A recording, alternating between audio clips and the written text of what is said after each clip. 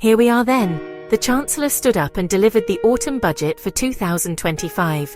It's that time of year. A time for big red boxes and even bigger numbers. But what does it all really mean for you? For your family? For the money in your pocket? Some of the news brings a little bit of help right now. Think of it as a small welcome boost. But other parts of the budget might mean things get a bit more expensive down the line. It's a real mix of give and take. This budget is truly a story of two halves, with some clear winners and some definite losers. This isn't just about politics or complicated charts on the news. This is about real life. It's about how much you have left at the end of the month. It decides what you pay for your petrol, or soon, your electric miles. It affects your savings. Your pension help you get if you have a growing family. The changes announced will touch everyone in some way, whether you're a parent, a pensioner, a driver, or a saver. So, let's take a deep breath, grab a cup of tea and break it all down together. We'll go through it step by step. No jargon, just simple facts. The main themes were clear. The government wants to offer some immediate relief, especially to those on lower incomes and pensioners. You can see this with the rise in the minimum wage and state pension. But at the same time, they are looking for money. They need to pay for public services like the NHS and social care. So they've had to be clever. They have decided to freeze some tax bands. And they are introducing new taxes for the future. It's a balancing act, a very tricky one. And you are right in the middle of it. So, let's get into it. What are the big headlines? Who will feel a bit richer? And who might need to tighten their belts? We will look at the main changes one by one. From the freeze on tax thresholds to new plans for electric car drivers. We will explore what's happening with pensions and savings. And we'll look at the good news for families with the removal of the two-child benefit cap. It's a lot to take in. But don't worry, we'll make it simple. Let's start with the big one. Your taxes. The biggest news for most people is about income tax. The Chancellor has decided to freeze the tax thresholds. Now what does that actually mean? A threshold is the amount of money you can earn before you start paying tax or before you move into a higher tax band. By keeping these levels the same for a few more years, something interesting happens. If you get a pay rise to keep up with the cost of living, part of your new, higher salary could be pushed into a higher tax bracket. This is what experts call fiscal drag. It's a quiet way of increasing the tax people pay. Let's use a simple example. Imagine the point where you start paying the higher 40% tax rate is frozen at $50,271. If you earned $50,000 last year, you were just under it. But if you get a small pay rise this year to $51,000, you now have to pay that higher 40% rate on a part of your income. So even though your pay went up, your tax bill goes up by more than you might expect. Winners, the government, more tax revenue. Losers, many working people, especially middle earners, who will see more of their pay rises eaten up by tax over the next few years. This freeze also applies to national insurance thresholds. So, it's a double whammy for many. It feels a bit like running on a treadmill. You're working harder, your pay might be going up a little, but you're not really getting much further forward. This is probably the change that will affect the largest number of people. It's not an obvious in-your-face tax rise. It's a slow, creeping one. It's a squeeze that you will feel gradually over time. It's really important to be aware of this, especially when you are thinking about your future earnings. Then there's property. The budget has introduced a new tax on very expensive homes. If you own a house worth over $2,000, you will face a new charge.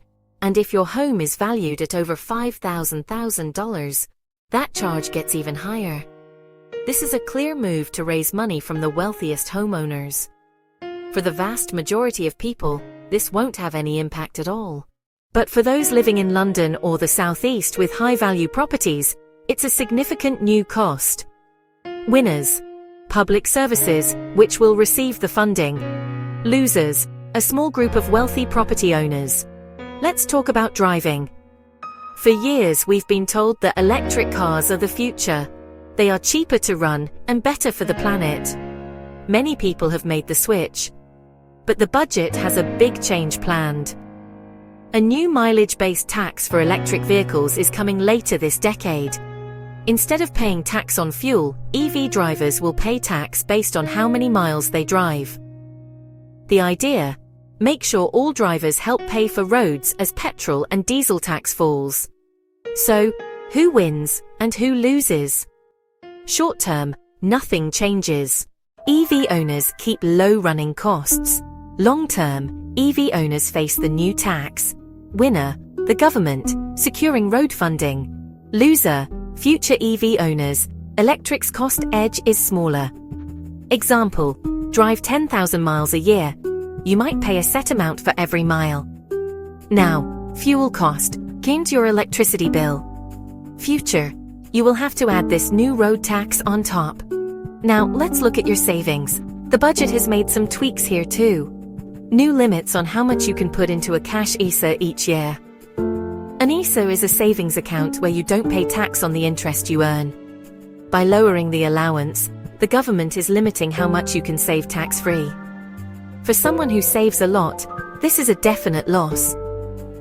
For example, if the limit was £20,000 and it's now reduced, you might have to put any extra savings into a normal account where you would pay tax on the interest.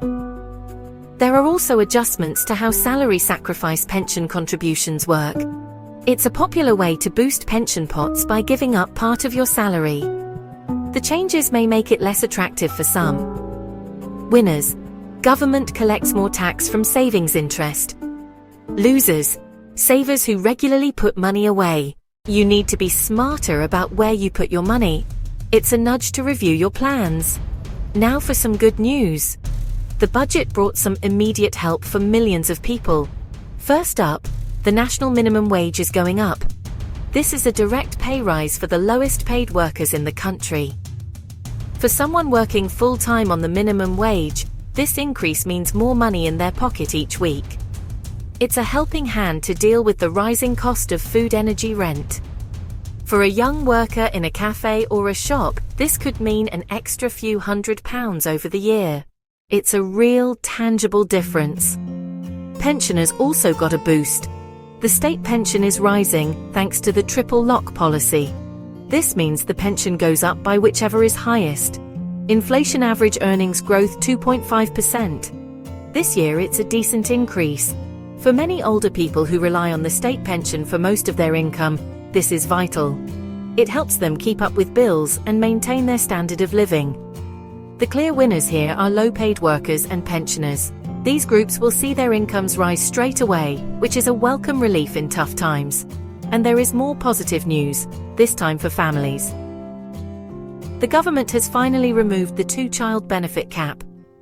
This rule meant that families could not claim benefits like universal credit for a third or subsequent child born after a certain date. It was a very controversial policy.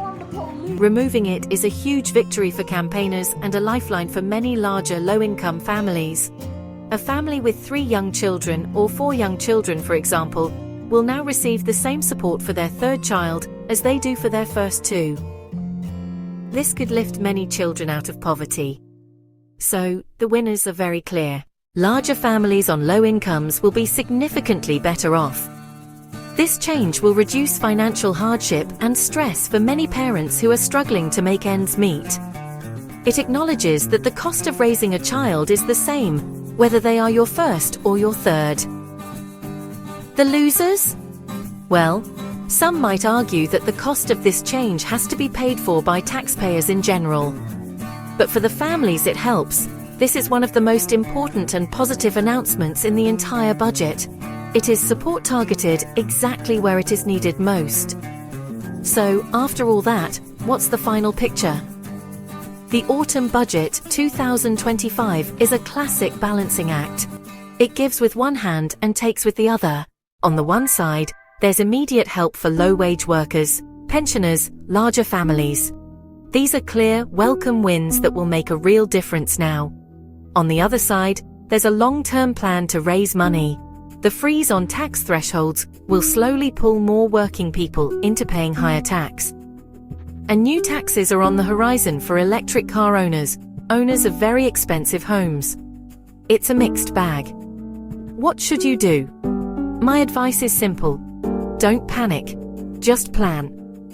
First, take a look at your payslip. Use an online tax calculator to see how the frozen thresholds might affect you over the next year, especially if you're expecting a pay rise. Knowledge is power. Second, if you're a saver, review your ISAs.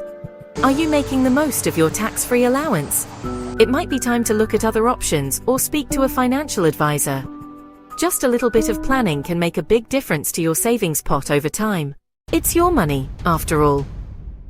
If you drive an electric car, or are thinking of getting one, just be aware that things will change. The low running costs might not last forever. This doesn't mean you shouldn't buy one. It just means you should factor in a potential mileage tax in the future when you are doing your sums.